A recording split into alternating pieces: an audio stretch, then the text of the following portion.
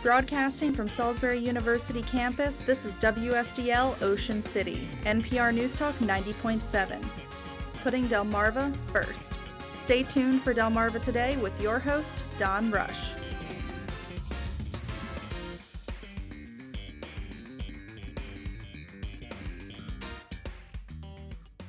Highlighting Delmarva traditions. Welcome to Delmarva Today. This is Don Rush. The National Folk Festival, to be held in Salisbury later this year, will feature the culture and contributions to the region. Maryland Traditions Folk Life Area and Stage will spotlight the distinctive music, rituals, crafts, occupations, food, and traditions of the state. These can range from the art of decoy carving and storytelling from Crisfield to classic Smith Island cake and the region's waterman with the iconic Skipjack. Take a look at the latest lineup. In our studio this morning is Lora Bottinelli, Executive Director of the Ward Museum of Wildfowl Art, and I'm by phone, Julia Olin. She is the Executive Director for the National Council for Traditional Arts. Welcome to the program. Good morning. So, Julia, I want to start with you and give us a sense about what kinds of things, what kind of thinking is going on behind the idea of particularly focusing in on the traditions of Maryland and particularly the Chesapeake Bay.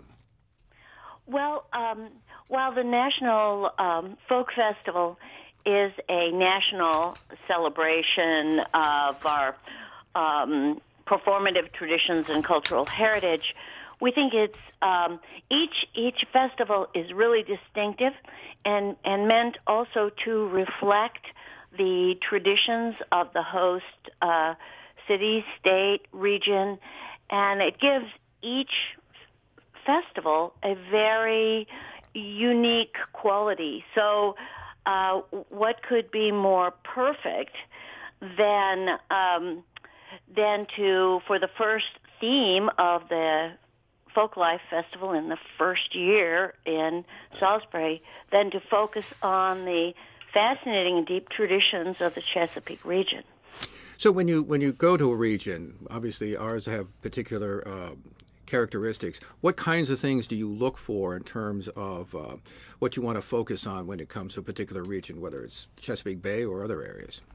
Well, we really work collaboratively with cultural specialists in the state and locale. We're very fortunate to have the Ward Museum of Wildfowl Art as a major partner in this endeavor. But we put together a committee, actually a very large committee, of cultural specialists, and there's a lot of discussion about what would be, what's important to do, what is important to share with the public, and the decisions are made in that way.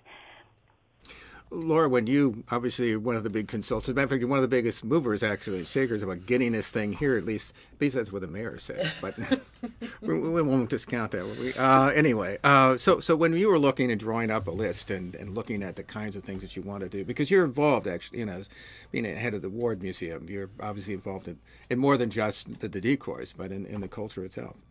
Well, so the museum has a lot of experience through our Lower Shore Traditions program working in the cultural communities of Delmarva. And that was part of the strength of when we were applying to bring the Nationals to Salisbury, was that in addition to our city being sort of a ripe urban downtown to revitalize through the power of the festival, is that we had this existing network of cultural research, cultural scholars, and tradition bearers who could help curate the showcase of local traditions. So when we went back into our network, we knew that there were some emerging themes. It was really the power of the marsh, the power of the water, and the power of agriculture for building and sustaining tradition in our area over many years. It has contributed heavily to our regional identity and also our regional industries. And through other programming that we've done at the Ward Museum and through the state partner Maryland Traditions, we were able to then define across the Chesapeake region who would be some of those master artists and tradition bearers to bring in. Now, since our network was very strong on the Lower Shore, you will see that a number of tradition bearers from Somerset County, Worcester County, Wacomico County, Dorchester County are featured. But we do reach all the way up and around the Bay with the types of individuals that we're bringing together. You mentioned the things like Smith Island cake Right, and the Waterman Yes, traditions. right. Yeah, maybe I'll just segue right into that. So Smith Island cake is Maryland state dessert, but more importantly, it's really a signature element of the island that has really allowed people to discover Smith Island and have a way to access the rich culture there. You know, if I think most people listening to Delmarva today probably know what a Smith Island cake is this layered cake, and the Janice Marshall and Marietta Marshall of Smith Island will both be able to share those their background as women of Smith Island who have been able to utilize the cake as a way to share the history and culture of the island. The research, the cake was, several decades ago was just basically found. What is this? It's cake. Well, no, this is something different. No, it's cake. As a matter of fact, we have a clip actually of Marietta Marshall, and she's the third down, by the way, on our list. She's a lifelong resident of Smith Island, makes, by the way, Smith Island cakes, and has certainly mastered that distinctive tradition. Here's how she describes learning how to make this Smith Island cake.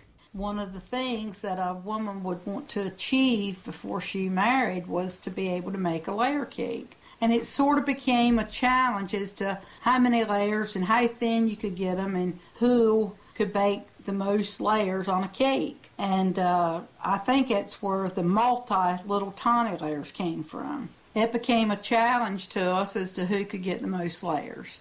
So all of a sudden we go to another social, and here's one with 8 layers. Here's one with 10 layers. And it just got to be a thing. I never really did pay much attention to the fact that they had a lot of little layers and that the layers were baked individually. It just becomes something we learned to do pretty much on our own. We didn't really think we had something special, but evidently we did. By the way, Julia, have you had some Smith Island there? Oh, are you kidding me? I am like a total fan. We have come out on trips and bought an entire cake that I was going to take to the office. Right. It did not make it out of our own personal home kitchen. By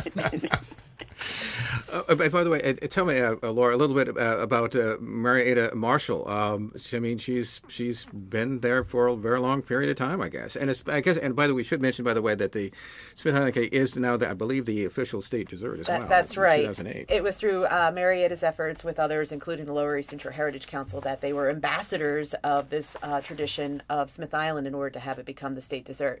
And now Marietta is, in addition to baking cakes, is very much a part of the cultural community of Smith Island. She's connected to the Waterman culture and the Water women, and has served as this great voice for the island in order for people to understand what's special, especially as the pressures of the island have changed related to the economics and other conditions.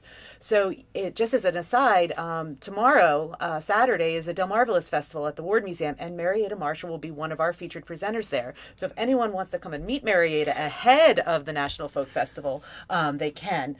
But at the National, she will be presenting Smith Island cake in what is our food waste stage. So the Maryland Folklife area of the Nationals has a kitchen stage.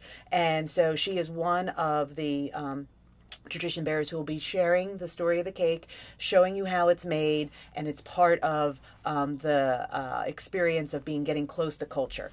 So you get to learn a little. If you don't know about Smith Island cake, this for the next 3 months, come and get it. You will be able to. Well, I want to turn to something that's maybe just a little closer to your heart, which is, of course, Decoy Carving. Got a whole slew of those there at the museum there. Let's start with Rich Smoker. Matter of fact, we interviewed him some time back for a series we did about. He's basically a master decoy carver, and he began his journey at an early age. Apprenticed actually originally as a taxidermist, and this clip comes from the Delmarva Almanac. I'll just begin the reduction process of that wood, either with hatchet, with draw knife, spoke shaves, knives. Finishing with power tools. Then the fun begins is the painting, which is what I really love to do, is sit and paint on the birds. I can just get lost in that. And I think that's pretty much the long and the short of it. It's really a process of using your imagination, and if you can use your imagination, if you can visualize something in the wood, you can get it out of the wood. So, Lora, this is a great tradition, not only obviously on the Chesapeake Bay, but we're really famous nationally and internationally. That's right. The connection between land and water has been such a part of Chesapeake experience that the hunting traditions and the object of the decoy, that when someone could have that and hold that and understand that this is an art form, and it's a beautiful example of folk art. It carries the story of the way the land, the water, and the working communities and the need to eat are all connected. Right. And so Rich, as someone who is carving traditional working decoys, is able to share that story of how it relates to him, his carving art relates to him personally as an artist, but then also more deeply to the traditions of the Bay, and then also more broadly why this is important to people outside of our area. They're using decoys across the country and around the world, but the Chesapeake has become sort of an icon of the decoy tradition, very much because of the reputation of Lem and Steve Ward, right? Which for whom the Ward Museum is named. But you know, when you come to the museum and you see, and we try to connect the decoy to someone who doesn't know anything about it, what I like, especially with the older birds, is that the regional traditions are captured in wood, because the decoys were carved to respond to the local environment. So a decoy carved in Chesapeake is different than a decoy carved in for Newfoundland, right, or something like that. And the artists themselves were also keeping sort of traditional styles within their working communities. So there's an incredible way to capture the way folk arts are connected to place and connected to community. And that's what you see when you see a decoy, in addition to being part of the regional history of the need to eat. Julie, the need to eat. And Julie, we mentioned a moment ago that, I mean, obviously decoy carving is not just here in the Chesapeake Bay, but there are other areas as well. What's your been experience with as head of the folk festival? Well, actually, you know, the festival's been all over the nation, but this is the first time that we have the festival has been in an area with such a deep tradition of decoy carving. Okay, and go ahead. Would say that, sure. You know, for visitors coming to the festival, I think one of the most exciting things is going to be their discovery of local and regional traditions. And so for decoy carving in Marsh, one of the elements of the festival that we're working through is that decoys float on water, and they put out dozens of them in a rig. And when you put them in the water, they're supposed to turn upright. So that way, as they're being used as tools, they perform. And they also are quite beautiful when they're deployed on the water. So we're going to have demonstrations on the water as the Maryland Folklife area is positioned along the Riverwalk of the Salisbury downtown. So we're going to be able to see these decoys used in working conditions, and Rich is very skilled at interpreting, and he actually will have his apprentice, Kenny Glasgow, with him, and he works multi-generationally with some of Kenny's grandchildren. So you'll be able to see the decoys being carved, you'll be able to see them being floated, and it will be a great opportunity. So I also want to turn to something that's iconic, which of course is the skipjack. There used to be actually hundreds out in the bay. Now, of course, there are maybe a couple of dozen at the most now that have been preserved. And one of the leaders, by the way, in all of that has been Stoney Whitelock, who refurbished the Catherine, is now on to other vessels as well. He's a fourth-generation skipjack captain. And he's involved, obviously, in the Deal Island's annual skipjack races and festival, which happens every year. I want to run a little clip of Stoney, and this is actually from an interview that we did with him some time back. I've known all these captains and all these boats all my life. When we sat to the dinner table on Sundays, that's all the conversation was, skipjacks. I could name names that's gone and 50 years gone. Fast boats and good boats and carry a lot of oysters. And how many skipjacks were out there when you were growing up? I would say it was 30 or 40 right in this general area, in Winona and Deal Island and Chance, probably 30 or 40.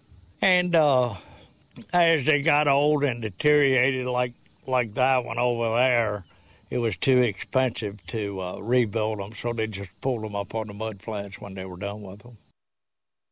So, Laura, there's a tradition that seems to be disappearing. He's trying to hold them up. Describe for our audience the importance, particularly of this vessel. Well, it carries the growth of our region as the oysters were harvested and the communities that were built around the thriving seafood industries into the present day. We have working skipjack captains. We have working skipjacks, and it's a way that we can see that industry as still alive. I mean, how many people love to eat oysters? Right. But there's also the maintenance of the boats, but then the maintenance of the tradition. And so folks like Captain Stoney are, as tradition bearers, very much sharing this relationship that they've had, personal history, but then also their sort of broader community history through these vessels. Also featured at the Nationals on our will be Captain Kermit Travers, who is from Dorchester County. He's one of the only African-American skipjack captains, and so those two men have presented together at other events, and it's just this incredible dynamic to hear how the captains relate to one another and how there's a whole workforce and industry that is basically between these men, their boats, and the communities that they serve. And so we're hoping to be able to share some of that in the Maryland Folklife area at the Nationals. But then we also know that there are plans for some of our captains to actually bring their skipjacks and dock them right outside the Salisbury Marina for the event. So, because these are working boats, they exist. And why drive by car when you can... Right, go by boat. Go by skipjacks. Right. So the people who come to the National Folk Festival will be able to have that direct touch to the people, to the vessels. We also are partnering with the Chesapeake Bay Maritime Museum. They have an incredible restoration program. They do skipjack restoration there. They will be able to talk about some of that. But one of the major installations that we're going to be having on the grounds of the Nationals is the Chesapeake Bay Maritime Museum program is actually going to be building a Smith Island skiff from scratch. So over the course of the 3-day period, this skiff will be built by their master boat builders, and to be able to see that construction is really amazing. And so part of their skill set is not only a new construction of these traditional work boats, but maintenance and restoration of the historic vessels like the skipjacks. Because these, I mean, obviously they're disappearing. As I mentioned a moment ago. Do you think that this art form will ever disappear from the area, or do you think? I mean, Stoney's out there, trying to like get them refurbished, but a lot of these boats, I mean, some of them are like 100 years old. And the captains are getting pretty old too. It's a great question. I would hope that the answer is no, it will not. Maintenance preservation is effort. And so it's occasions like the work that we hold at the museum, at the Chesapeake Bay Maritime Museum, and now with the National Folk Festival, where the communities will see the importance of these objects for carrying tradition, and the people who work on them to be supported and recognized in their community as, it is civic engagement in order to hold on to history and to keep it part of the living fabric of our communities. That's part of what the festival tries to do, is to reflect on living traditions, things that are part of the culture of the community and our life ways. We didn't talk yet about like the Pocomoke Indian Nation are going to be one of our featured presenters.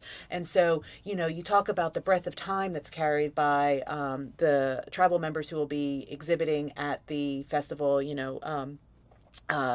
Chief Norris Howard has been able to maintain through demonstrations and through community engagement traditions that go back thousands of years through his community, and we'll be sharing them alongside the work that we've already talked about. And there's rich connections there, and I think it's just a beautiful opportunity for people then to empower themselves to say, what can I do to make sure that this part of what is special to me and my community can be, answer your question, available for future generations. Well, talking about somebody actually keeping the story alive, as it were, is Janice Marshall. She's described as a storyteller, amongst other things, sixth-generation Smith Islander, born Tylerton on Smith Island, married to a waterman, harvesting crabs and oysters and so on. Let's hear a little clip from her talking about actually a prayer, which then turns into a song for the watermen facing storms. Anywhere it's watermen or fishermen, this is our prayer. In the dark of the midnight have I all hid my face, while the storms howl above me, and there's no hiding place. Mid the crash of the thunder, precious Lord, hear my cry, keep me safe till the storm passes by, till the storm passes over, till the thunder sounds no more, till the clouds roll forever from the sky. Hold me fast, let me stand in the hollow of thy hand. Keep me safe till the storm passes by.